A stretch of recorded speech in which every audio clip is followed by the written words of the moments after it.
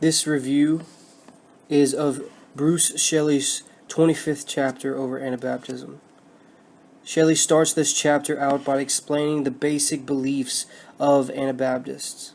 He states that in a sense the rise of Anabaptists was no surprise, that most revolutionary movements produce a wing of radicals who feel called of God to reform the Reformation. And that is what Anabaptism was, a voice of calling the moderate reformers to strike even more deeply at the foundation of the old order.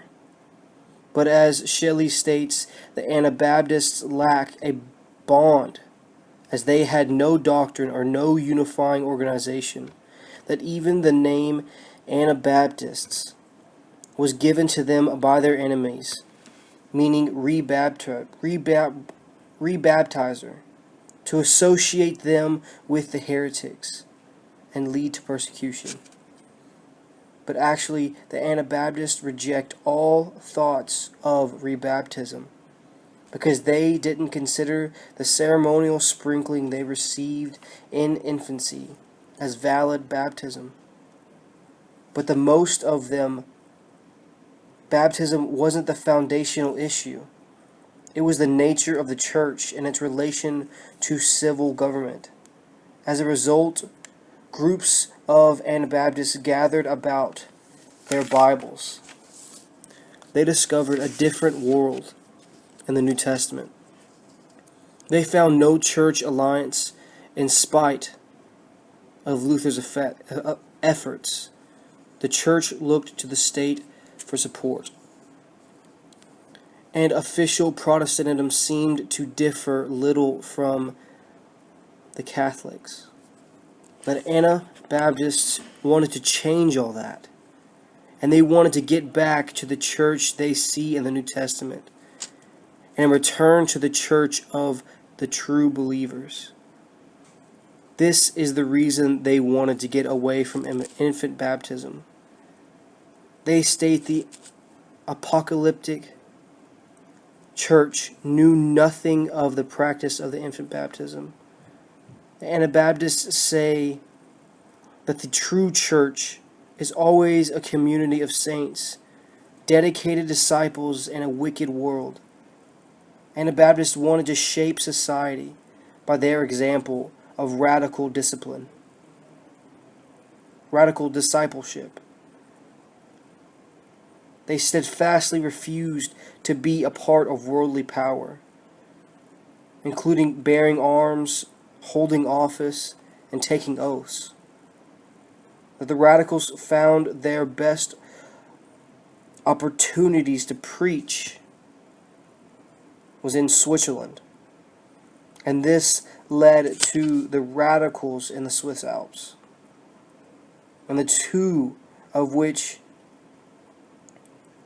were Conrad Grebel and Felix Mons, two men who would help get the Anabaptist movement along.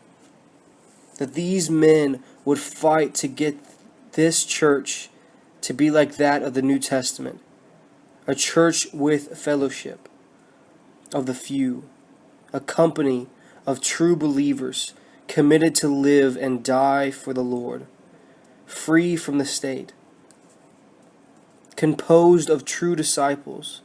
The baptism of believers was merely the most striking feature of this new kind of church, and they would be heavily persecuted for it, and many martyrs would come from their separation. As the Zurich Council lost patience, and that anyone found rebaptizing would be put to death. That through this persecution the Anabaptists were pushed north.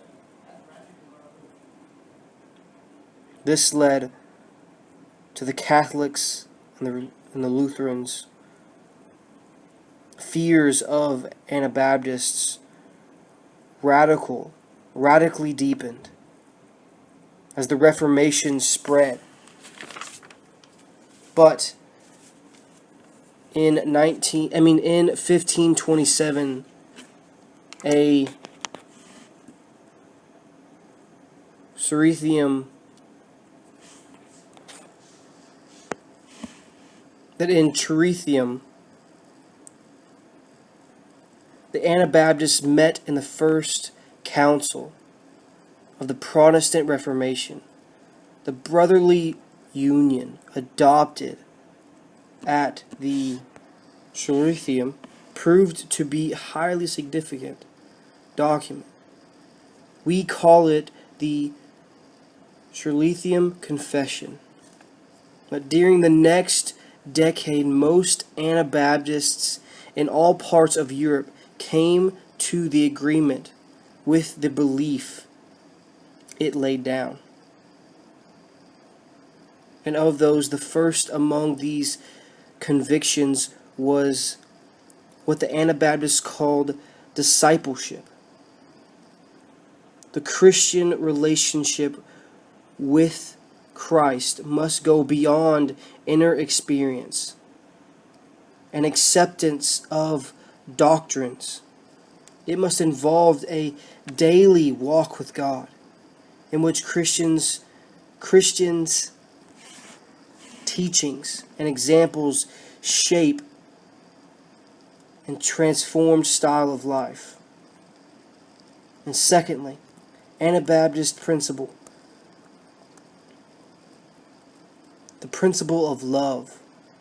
This grew logically out of the first, that in their dealings with non-Anabaptists, they acted as pacifists, that they would not go to war, defend themselves against their persecutors, or take part in coercion by the state.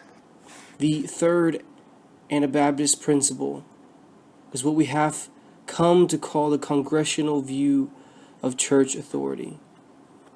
That in the Anabaptist assemblies, all members were to be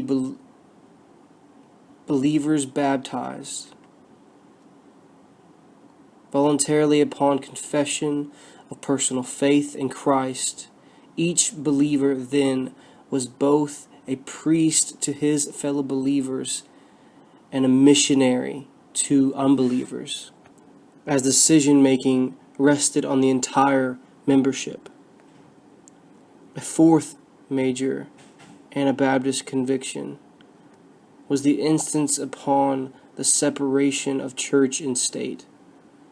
Christians, they claimed, were a free, unforced, uncompelled people, and that by separating the church and state, the Anabaptists became the first Christians in modern times to preach a thoroughgoing religious liberty, the right to join in worship with others of like faith without state support and without state persecution. And over the centuries, the descendants of Anabaptism lost many of the characteristics of their founders. In their search for a pure church, they often became legalistic. In the instance of sheer survival, they lost their evangelistic zeal and became known simply as excellent farmers, good people, but that not until the late 19th century did they experience revival and fresh growth. That by the late 20th century, their worldwide membership had received over 500,000. Thank you. This has been a review of Shelley's 25th chapter of Anabaptism.